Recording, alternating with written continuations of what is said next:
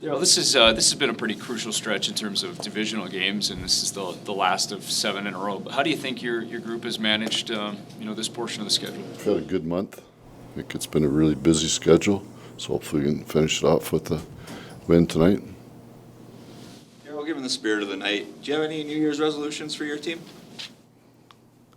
No, don't take it. Don't. We've had a good year. If you did it just on a year, so you want to win every game, right? But if you did it just on the year, I would say that it was probably a pretty good year. So the next part, that's what you'd want.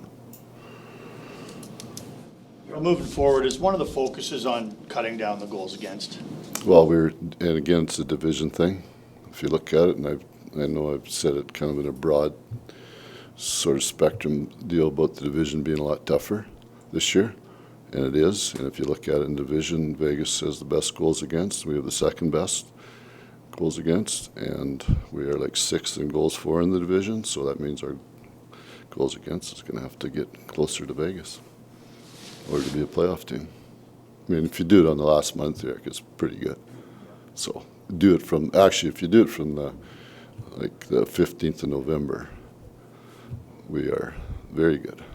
So you still have to, I don't know, we're sitting in the league today, but if you do it by the conference and by the division, it's probably pretty good. I'd say special teams come into it more, I would bet.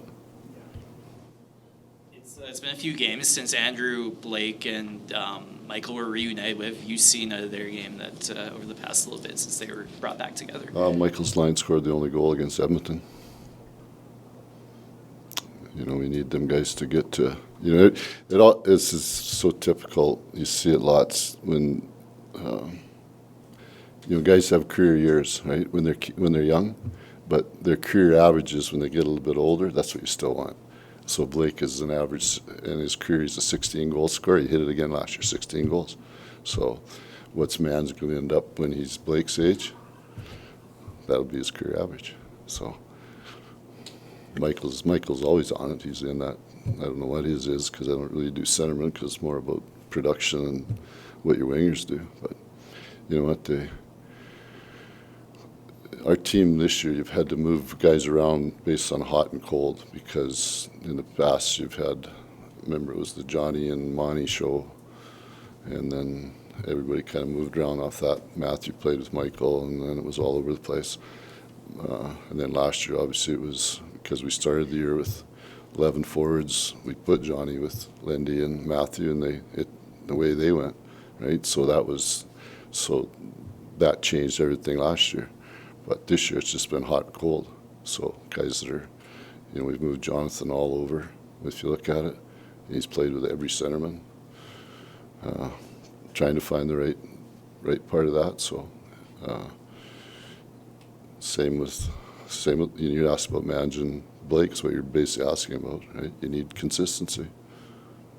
With Jonathan, that's the first thing you said when I talked to you at the beginning of the summer. You need to find out if he's a Kadri guy or a Lindholm guy. Do you feel like you've found that spot, like from what you've seen over the last year? Yeah, they've been good lately. And again, it's hot and cold. It's still very much. I mean, the misconception with Jonathan is that everybody said he played with Barkov. Well, he didn't. He had the best year of his career last year. Played with Duclair and Bennett. So maybe the two guys he's playing with are closer to that right now. I don't know. Like it's his game is trending, which is a good thing. You mentioned the schedule and managing that for your team. Is it important to maybe keep the pedal down? You had that good practice yesterday, full skate this morning. How do you go about sort of just managing the guys' rest of recovery? We had a late shift again, getting back here.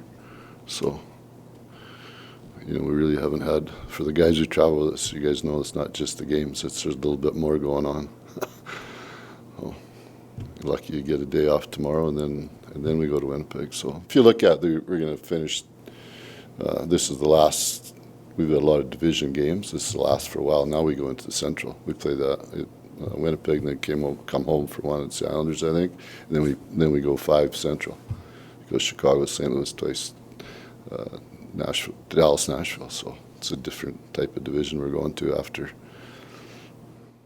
We've made a big deal about who plays on the left of Elias Lindholm all year, but throughout all that, you've managed to keep Lindholm and Foley together. I'm just curious what you've thought of how those two guys have played on the top line together all season to this point. Well, I think one's leading our team in points, one's leading our team in goals, so, I mean, and they've played together, so it's, and I think Dylan right now is giving them some speed, which we thought was not, the line didn't have the pace it needed.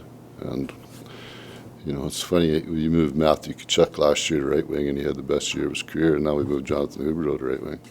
So, we'll see.